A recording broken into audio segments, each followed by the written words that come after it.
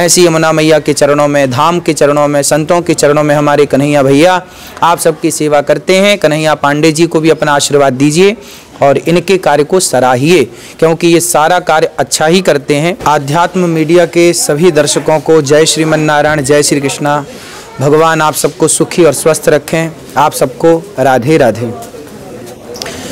भैया का बहुत अच्छा प्रयास है कि पूरे ब्रजमंडल का दर्शन कराने का कार्य आप कर रहे हैं। आपको जैसे बूढ़ी माताएं हैं, बूढ़े पिता हैं, वृद्ध हैं, वो नहीं आ पाते वृंदावन, तो कम से कम इस वीडियो के द्वारा, इनके प्रयास के द्वारा वो घर बैठे ही ब्रजमंडल का दर्शन कर लेंगे।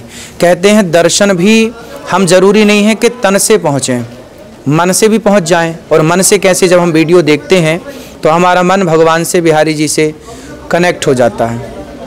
इसलिए आप लोग जहाँ हैं वहीं से भैया के प्रयास को देखते रहिए।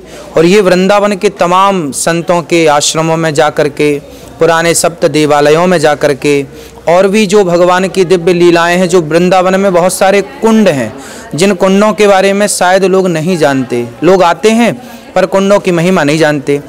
जैसे वृंदावन में एक कुंड है रंग जी के पास, ब्रह्म कुंड। उसमें भगवान ने ब्रजवासियों को कहा कि तुम्हें बैकुंठ देखना है तो इस कुंड में डुबकी लगाओ। और सब ब्रजवासियों ने डुबकी लगाई तो सबके सब बैकुंठ पहुंच गए। मतलब वृंदावन में ऐसे भी कुंड हैं जिन कुंडों का संबंध सीधा बैकुंठ से है। तो अब ये चीज़ें प्रायः लुप्त सी हो रही हैं, लेकिन उन प्रायः लुप्त चीज़ों को भैया हमारे बड़े प्रेम से जन जन तक वो सारी चीज़ें पहुंचाते हैं और सब लोग जुड़ सकें, सब लोग देख सकें, इसके लिए आप कार्य कर रहे हैं निरंतर।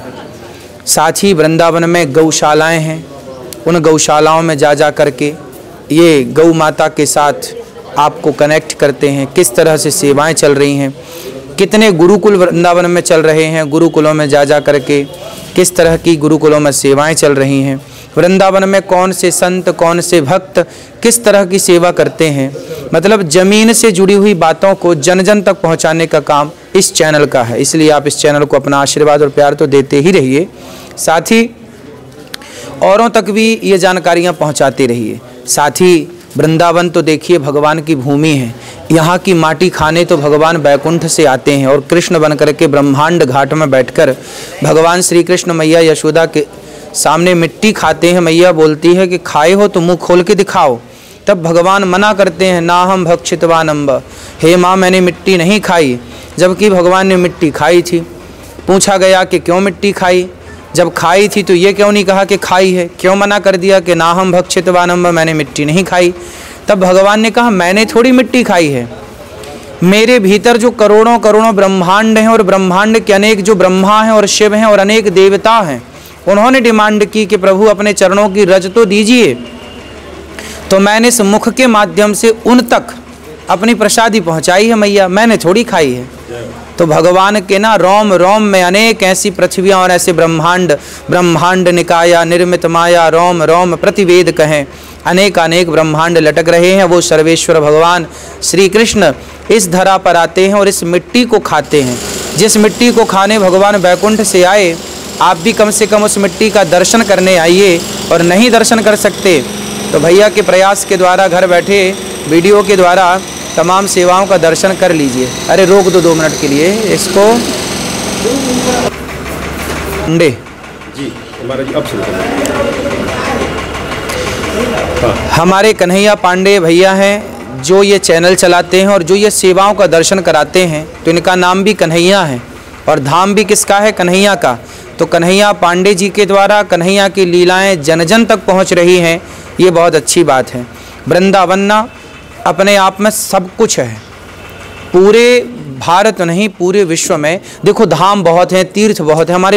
हमारे भारत में भी कितने सारे धाम, कितने बड़े तीर्थ हैं, लेकिन सबसे बड़ा तीर्थ, सबसे बड़ा धाम देखो वृंदावन 84 कोस का धाम है। 84 कोस की परिक्रमा होती है। नंदगांव, बरसाना, गोकुल, गोवर्धन सब इसी के अंतर्गत आते हैं। मतलब एक श्री कृष्ण ने 10.5 वर्ष की उम्र में, 10.5 वर्ष, लगभग 11 वर्ष तक ठाकुर जी यहाँ रहे। और इन वर्षों में भगवान ने इतनी जगह रह करके ये लीला यहाँ की तो वो लीला वहाँ की तो ये लीला यहाँ की, ऐसे पूरे ब्रजमंडल को प्रभु ने अपनी गोद में रखा। और जब आप वृंदावन आते हैं तो आपको ऐसा लगता है कि हम भगवान की गोद में आ गए। ये वृंदावन सामान्य धरती नहीं है। कहा जाता है कि केवल कृष्ण की जन्मस्थली नहीं है, ये कृष्ण की लीला स्थली नहीं है। कहा जाता है कि इस धाम का नाम वृंदावन इसलिए पड़ा क्योंकि वृंदा मतलब तुलसी। जब जालंधर को भगवान ने समाप्त किया, सती सातित्व नष्ट किया वृंदा का, और भगवान को शालग्राम होने का कह दिया, और भगवान के ऊपर वो तुलसी बन करके जब चढ़ी, तब आपको पता है कि इस धरती पर जब पहली बार तुलसी प्रकट हुई तो वृंदावन में ही तुलसी सबसे पहले प्रकट हुई थी। इसलिए ये कन्हैया की स्थली तो है, तुलसी माता की भी जन्म स्थली है, इसलिए इसका नाम ही है वृंदावन। क्योंकि ये तुलसी का जो पौधा है, सबसे पहली बार तुलसी महारानी जब वृंदा महारानी जब तुलसी बनकर प्रकट हुई तो सबसे पहले वो वृंदावन यहीं पर प्रकट हुई, इसलिए वृंदावन कहते हैं। यहाँ पर जो यमुना मैया है, वो यमुना कौन है? जब भगवान बैकुंठ से आने लग गए तो विरजा, बैकुंठ में एक नदी है जिसे विरजा नदी कहते हैं, तब विरजा नदी को भगवान ने आज्ञा की कि मैं तो लीला के लिए वहाँ जा रहा हूँ, आप पहुँचो। तो विरजा माता ही यमुना बन करके यहाँ पर प्रकट हुई और हम सबको दर्शन दे रही हैं, जो भगवान श्री कृष्ण की चतुर्थ पट रानी हैं।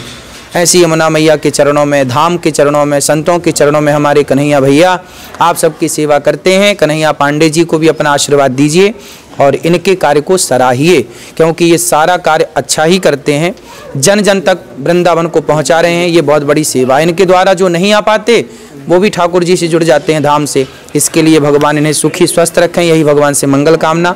राधे राधे।